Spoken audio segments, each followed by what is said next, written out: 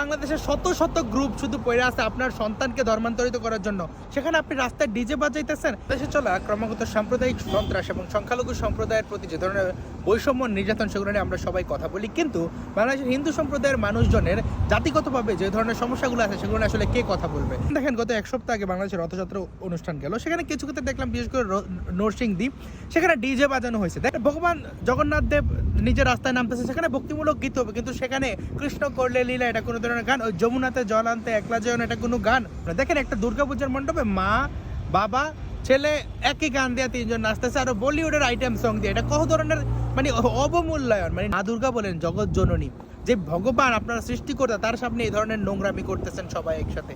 দেখেন, ধর্ম সবার পালন করার জিনিস, কিন্তু আপনি যখন নিজের হাতে আপনার ধর্মের মূল্যবোধ নষ্ট করবেন, সেই ধর্ম কখনো আপনাকে রক্ষা করবে না। যেমন কথা আছে না, ধর্ম রক্ষতি রক্ষিত, মানে আপনি আপনার ধর্ম রক্ষা করতে হবে, স্বাভিমান সেটা রক্ষা করতে হবে, ধর্মের মূল্যবোধ রক্ষা করতে হবে। কিন্তু আপনি ডিজে নাচতেছেন, ডিজে ছাড়া নাকি পূজাই হইতেছে না।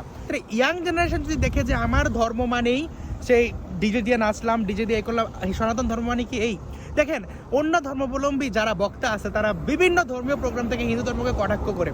আপনি কখনো কি আপনার বাচ্চাকে শিখাইছেন যে তারা এটাকে ভুলভাবে ব্যাখ্যা করতেছে? কিন্তু আপনি তো আপনার বাড়িতে সত্য উন্মোচন করতে সমস্যা নেই, আপনার আগামী প্রজন্মকে শিখাইতে তো সমস্যা নাই। কিছু কুলাঙ্গার নেশাদ্রব্য খায় পর্যন্ত আপনার নাচে। ধরেন, যারা বুঝে না, ওকে ফাইন, তাদেরকে বুঝান। যারা বুঝে না, এই জন্য সবসময় চলতে পারে না, এটা কোনো ট্রেডিশন না, এটা বাঙালি হিন্দুর সংস্কৃতিকে নষ্ট করতেছেন, ধর্মকে নষ্ট করতেছেন। ধরেন, আপনার সন্তানকে প্রশ্ন করা হইলো যেটা তুমি কেন করতেছো, সে কোনো উত্তর দিতে পারবেন না।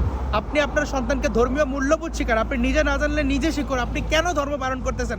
বাংলাদেশের শত শত গ্রুপ শুধু পড়ে আছে আপনার সন্তানকে ধর্মান্তরিত করার জন্য, সেখানে আপনি রাস্তায় ডিজে বাজাইতেছেন। দেখেন, পূজা শুরু হওয়ার 1 মাস আগে থেকে শুরু হয়ে যায়, লাইটে এত টাকা খরচ করবে, ডিজেতে এত টাকা খরচ করবে। আমি হচ্ছে হাজার হাজার হিন্দু, দরিদ্র হিন্দু বা যারা খুব সম্ভবত হরিজন সম্প্রদায়, তারা কিভাবে দিনেতিবাদ করতেছে। অনেক মানে দুরারোগ্য ব্যাধিতে আক্রান্ত হিন্দু আছে, তাদের পাশে কেউ আগে যায় না।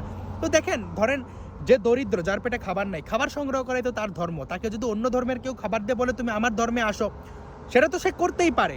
আমি যদিও বিশ্বাস করি যে ধর্মটা তো বিক্রির জিনিস না, ব্যবসার জিনিস না, যে কে লাভ করলো কি ক্ষতি করলো। কিন্তু আপনি আপনার সম্প্রদায়ের জন্য কি করতেছেন?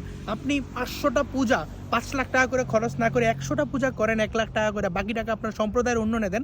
সেই সংরক্ষিত টাকা দিয়ে আপনার বৈদিক শিক্ষালয় বলেন, যেখানে যে হিন্দু ধর্ম নিয়ে মানুষ জানতে পারবে, হিন্দু ধর্ম নিয়ে যারা কাজ করে তাদেরকে উৎসাহ দেন, যারা বিভিন্ন ধর্মান্তকরণের ফাঁদে ফাঁসে সেসব দরিদ্র অসহায় মেয়েদের পাশে দাঁড়ান, সাম্প্রদায়িক বিদ্বেষের শিকার হয় তাদের পাশে দাঁড়ান, যাদের ধর্ম অবমাননা অভিযুক্ত ইল্লা, যাদের বাড়িঘর পড়ে দেয় তাদের পাশে দাঁড়ান। তাইলে একটা সামাজিক ঐক্য দাঁড়াবে, একটা প্ল্যাটফর্ম দাঁড়াবে, যেটার ভিতরে আপনারা দাঁড়ায় থাকতে পারবেন। কিন্তু না, আপনারা সেই টাকা দিয়ে ডিজে লাইটিং করতেছেন।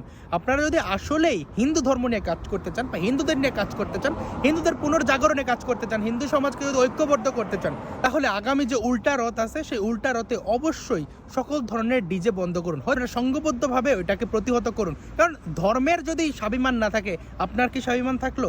আপনার মূল্যবোধ থাকলো? ধন্যবাদ সবাইকে। ভিডিও ভালো লাগলে লাইক কমেন্ট শেয়ার করে পাশে থাকতে পারেন।